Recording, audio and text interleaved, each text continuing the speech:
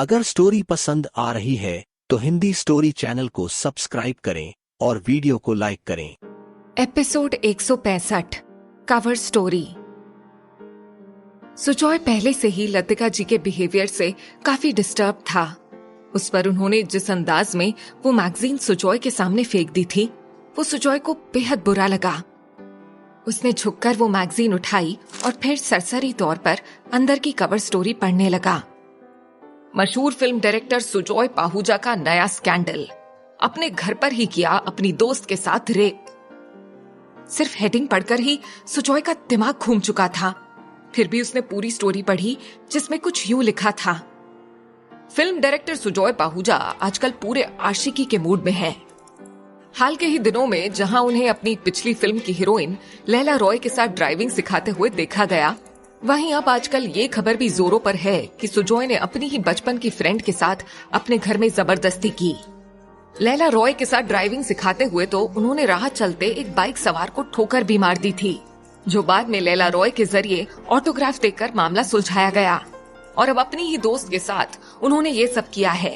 अब देखना ये मजेदार होगा कि उनकी ये दोस्त अपने अधिकारों के लिए उनसे लड़ती है या फिर ये मामला आपस में ही सुलझा लिया जाएगा। उस कवर स्टोरी में इतनी सारी फालतू बातें लिखी थीं जो उसे गुस्सा दिलाने के लिए काफी थीं। उसने एकदम से उस मैगजीन को ढेर सारे टुकड़ों में बांट दिया और एक साथ सारे टुकड़े हवा में उड़ा दिए। फिर उसने लतिका जी की तरफ मुड़ते हुए कहा, माँ आपको अच्छे से पता है कि ये मैगजीन वाले कुछ भी छापते हैं। इन्हें अपनी स्टोरी के लिए सिर्फ और सिर्फ मसाला चाहिए होता है। लतिका जी ने उसे इस तरह झुंझलाते हुए देखा तो बोली, ये बातें सच्चाई हैं या मसाला? ये किस किस को समझाते फिरोगे तुम? मैं कह रही हूँ ये मामला सिर्फ और सिर्फ तुम्हारी जिद में बिगड़ा है। अगर पहले ही जेनी के बारे में कुछ फैसला लेकर अनाउंस कर देते तो ये नौबत नहीं आती आज। अब तुम देखना इस बात का हर्जाना तुम्हें कैसे कैसे भुगतना पड़ता है। सुजॉय एक बार फिर से कुड़ते हुए बोला, हर्जाना तो अब उसको भरना पड़ेगा जिसने खबर लीक की है। आपको कुछ अंदाजा भी है कि आखिर ये बात इस घर की चार दीवारी से किसी रिपोर्टर तक कैसे पहुंची? आपने पहुंचाई, मैंने पहुंचाई या फिर जेनी ने पहुंचाई? आखिर ये खबर बाहर निकली तो निकली कैसे? लतिका जी उसकी दलील सुनकर बेयकीनी भरी नजरों से उसे देखते हुए बोली, तुम इतना सब कुछ होने के बाद भी उस बेकसूर बच्ची पर इल्जाम लगा रहे हो। मुझे यकीन नहीं होता सुजॉय कि तुम मेरे बेटे होकर ऐसी बातें कर रहे हो। मैं ये कैसे भूल सकती हूँ कि तुम्हारी रगों में उसी अजीत पाहुजा का खून भी तो दौड़ रहा है। आखिर बाप के खून का कुछ तो असर आना ही था। अब इस दलील के बाद मुझे तुमसे कोई सफाई नहीं चाहिए, इसीलिए अब जो करना है करो। मैं ही क्यों तुम्हारे लिए, तुम्हारी कंपनी के लिए इतनी फिक्र करूं? कहकर लतिका जी गुस्से में पैर पटकती हुई वहां से चली गईं। सुजॉय हैरानी से उन्हें जाता हुआ देखता रहा। उसके कानों में अब एक ही बात गूंज रही थी, आखिर बाप के खून का कुछ असर तो आना ही था। उसने जैसे कंफ्यूज्ड अंदाज में खुद से ही कहा, माँ हमेशा ये बात क्यों कहती रहती है? आखिर डैड ने ऐसा क्या किया था जो हर बार ऐसी कोई सिचुएशन आने पर माँ इस तरह की बातें करके उन्हें या मुझे चुप करा देती हैं? फिर जैसे उसे अचानक से ध्यान आया, ओह गॉड, मैं अभी इसके बारे में क्यों सोच रहा हूँ? मुझे तो अभी ये पता लगाना है कि आखिर ये खबर मीडिया में गई कैसे। मुझे इसके बारे में जेनी से बात करनी ही होगी।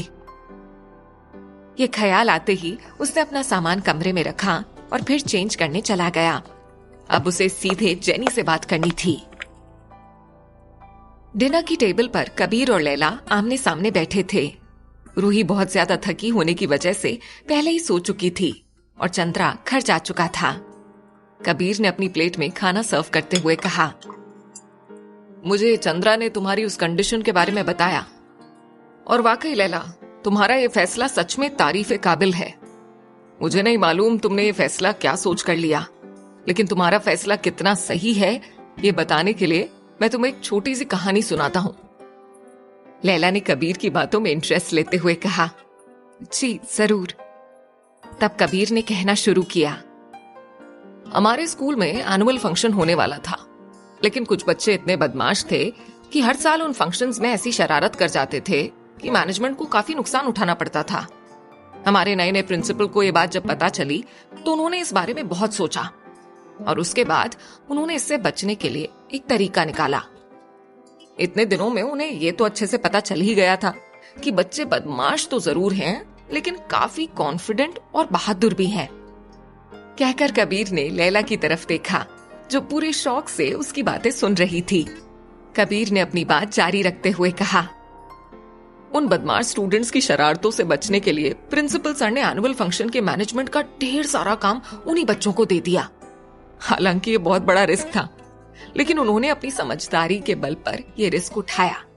और पता है, वो एनुअल फंक्शन स्कूल की हिस्ट्री में तब तक का सबसे सक्सेसफुल फंक्शन रहा था। उन बदमाशों ने ऐसी कमान संभाली कि सबको चौंका कर रख दिया। आज जब मैंने चंद्रा के मुंह से ये बात सुनी तो मुझे कुछ कुछ वैसा ही फील हुआ।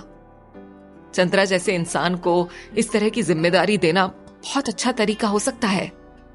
और देखना, मेरा दिल कहता है कि अगर चंद्रा जीतता है तो वो ये चीज जरूर पूरी करेगा। Well done Laila.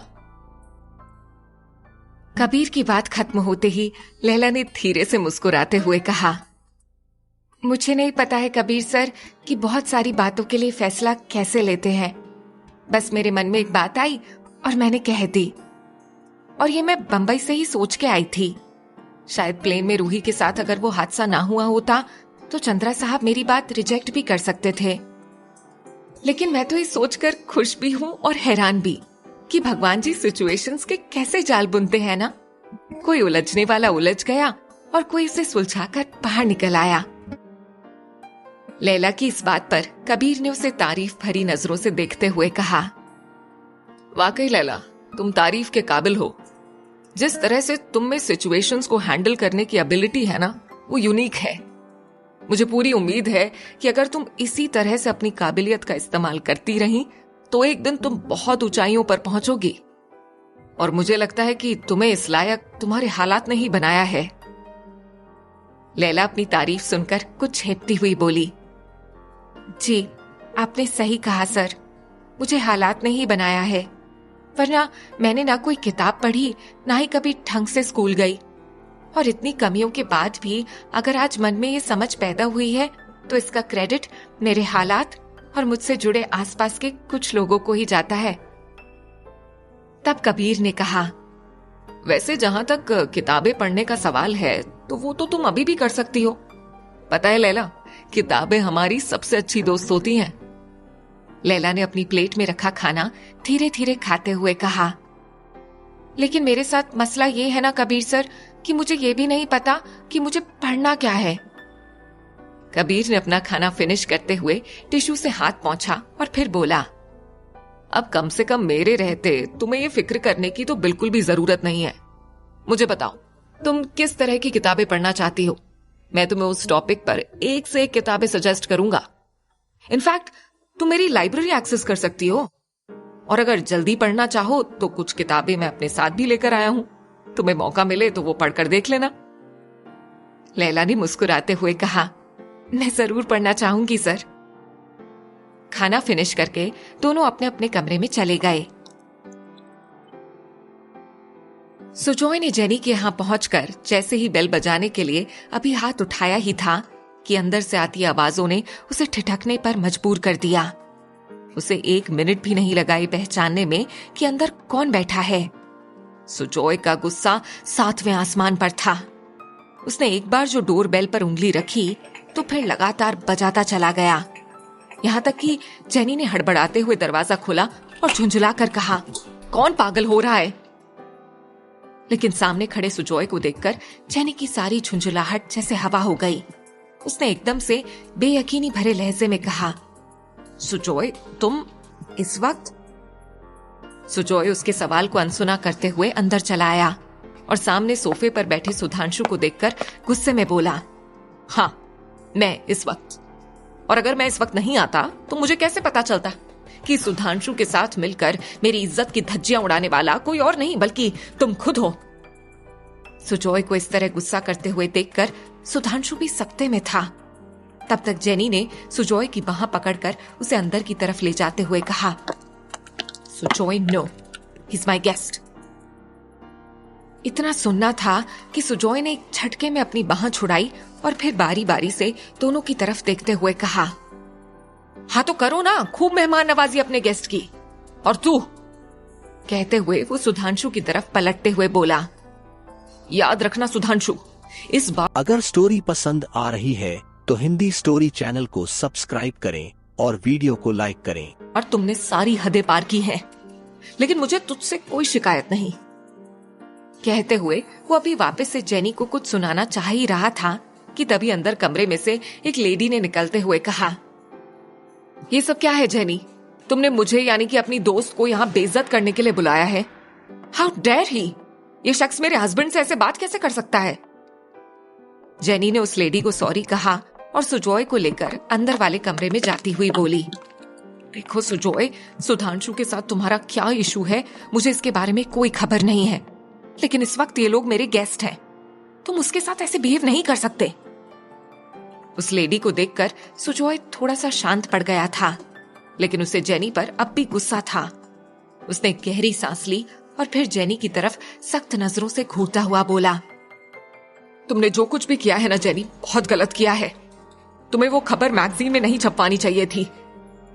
और फिर इतना कहकर वो वहां नहीं रुका। जाते जाते उसने मेन गेट पर रुककर सुधांशु और उसकी बीवी की तरफ देखा और नजरें झुकाते हुए बोला, आई एम सो सॉरी, और फिर वहां से तेजी से निकल गया। कमरे में पहुंचकर लैला ने अपने बालों को रबर बैंड और क्लिप्स की कैद से आजाद किया और फिर उनमें उंगलियां फिराती हुई बेड पर आ बैठी। उसने पास ही रखे पर्स में वो क्लिप और रबर बैंड रखने के लिए जैसे ही हाथ डाला तो उसके हाथ के साथ वापसी में एक कागज का टुकड़ा भी निकल आया। अरे, अब ये क्या है? कहकर उसने जैसे ही वो कागज खोला तो देखा कि ये वही कागज था जो सुलोचना ताई ने उसे दिया था। वो देखते ही लैला ने अपने सर पर एक जोर की चपत लगाई और फिर कहा, मुझे तो इसके बारे में याद ही नहीं रहा, और उधर सुलोचना ताई क्या सोचती होगी। ये ख्याल आते ही उसने डेविड को कॉल लगाने की सोची। कमरे में ही रखे फोन से उसने ऑपरेटर को ट्रंक कॉल लगाने के लिए कहा। कुछ ही देर में लाइन कनेक्ट हो गई। दूसरी तरफ डेविड था। लैला की आवाज सुनते ही उसने जल्दी से कहा, क्या हुआ लैला बेटा, सब ठीक है ना? आप तो शिमला गई हुई थी ना? लैला ने जवाब में कहा, हाँ अंकल, वो मैं शिमला में ही हूँ। वो दरअसल मुझे याद आया कि आपने सुलोचना ताई वाला काम कर दिया। सुलोचना ताई का नाम सुनकर डेविड ने कुछ चौंकते हुए पूछा, उनका कौन सा काम बेटा? लैला उनके सवाल पर कुछ झुंझुलाते हुए बोली, मैंने उनका मैसेज आपको दिया था ना, उन्होंने अपने साहब से मुलाकात के लिए कहा था। ये सुनते ही डेविड मायूसी भरे लहजे में बोला, वो हर बार ऐसे ही अपने साहब से मिलने की जिद करती हैं, लेकिन मुझे पता है कि उनके साहब उनसे नहीं मिलेंगे, इसीलिए अब ये बात करना ही बेकार है। लैला को ये सुनकर बहुत हैरानी हुई और साथ ही उसे सुलोचना ताई की बात भी याद आ गई जो उन्होंने डेविड के बारे में कही थी। क्या वाकई सुलोचना ताई की बात सही थी कि डेविड नहीं चाहता कि उनके साहब को सुलोचना ताई का मैसेज दिया जा सके? इसके बाद उसने ओके कहते हुए डेविड का कॉल कट कर दिया। लेकिन एक ख्याल आते ही लैला को याद आया कि सुलोचना ताई ने ये नंबर दिया ही इसलिए था कि लैला खुद उनसे बात करे। लेकिन मैं इस नंबर पर फोन करके कहूंगी क्या? मुझे तो ताई ने अपने साहब का नाम तक नहीं बताया। इस पॉइंट पर आकर लैला कुछ सोच में पड़ गई, लेकिन जैसे मन ही मन खुद में डिसाइड करते हुए एक बार फिर से ऑपरेटर को कॉल लगाया। ताई कितनी ज्यादा परेशान थी, उनके लिए मुझे कम से कम एक बार कोशिश तो करनी ही चाहिए। कॉल लगवाकर देखती हूँ, जो भी होगा वो देख लिया जाएगा। उसके कहने पर ऑपरेटर ने उस नंबर पर कॉल लगाया। काफी देर रिंग होने के बाद कॉल उठाई गई तो लैला ने धीरे से हेलो कहकर पूछा, मैं जान सकती हूँ कि मैं किससे बात कर रही हूँ? लैला के कहते ही उधर से आवाज आई, अरे लैला, मैं बोल रहा हूँ। इतना सुनते ही न जाने लैला को कैसा अजीब सा एहसास हुआ। उसने घबराहट में ही कॉल कट कर दी, लेकिन उसके कानों में अब तक वो आवाज गूंज रही थी। उसने हैरान होते हुए कहा, सुलोचना ताई ने जो मुझे नंबर दिया, उस नंबर पर मेरी आवाज सुनकर पहचानने वाला कौन था? लैला बार बार अपने मन में उस आवाज को लाकर पहचानने की कोशिश कर रही थी। लेकिन उसे याद ही नहीं आ रहा था कि वो आवाज उसने कहाँ सुनी थी। आखिर वो नंबर किसका था? हिंदी स्टोरी चैनल को सब्सक्राइब करें।